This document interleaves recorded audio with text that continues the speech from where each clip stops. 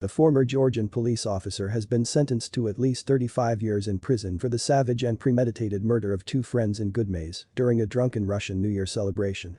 In January last year, Vepkhvia Laliashvili, 53, of Prince Regent Lane, Plaistow, fatally stabbed Dainius Kulboka, 44, and Jonas Semenas, 45. On Monday, Laliashvili, formerly known as Vytautas Garmus, was found guilty at the Old Bailey, July 18. After the defendant had previously denied 2 counts of murder, jurors deliberated for less than a day to reach the verdict.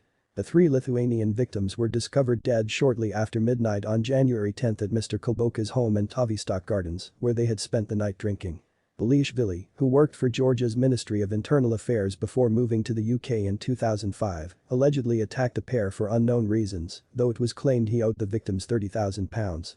The evidence, according to prosecutor James Dawes QC, indicated that Laliashvili killed or incapacitated one man before killing the other.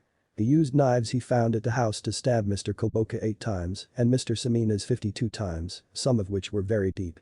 According to the prosecution, sounds from the attack could be heard on a doorbell camera opposite the house, with one victim pleading for the attack to stop. Laliashvili claimed he had no recollection of what had happened. Mr. Justice Wall said during his sentencing today, Thursday, July 21, that it was premeditated and not an incident that arose out of a spontaneous fight. The senior judge sentenced the defendant to life in prison with a minimum term of 35 years, calling it an appalling act of violence. He claimed the defendant summed it up himself while attempting to shift blame elsewhere, telling jurors, "Whoever did this is not human. How is a human capable of doing this? A normal person would not have done this."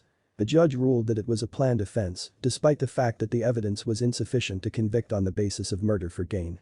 He emphasized the brutal nature of the attack, the defendant's determined attempts to evade capture, and the mental anguish that each man must have experienced during the incident. Victim impact statements were read out in court earlier, while loved ones watched the sentencing via video link.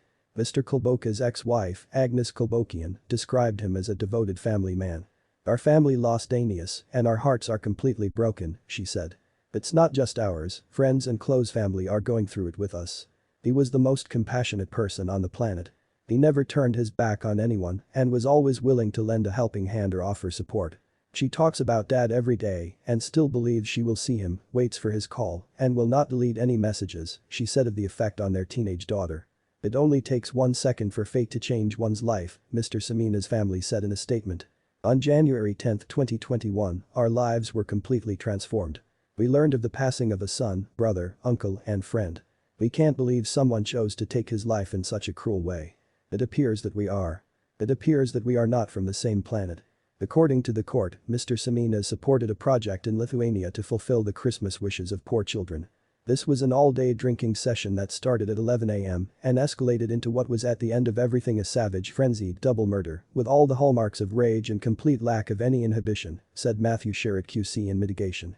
He did, however, add that the defendant had no history of violence and, given his age, was likely to die in prison. Rest in peace, Dainius Kulboka and Jonas Semenas.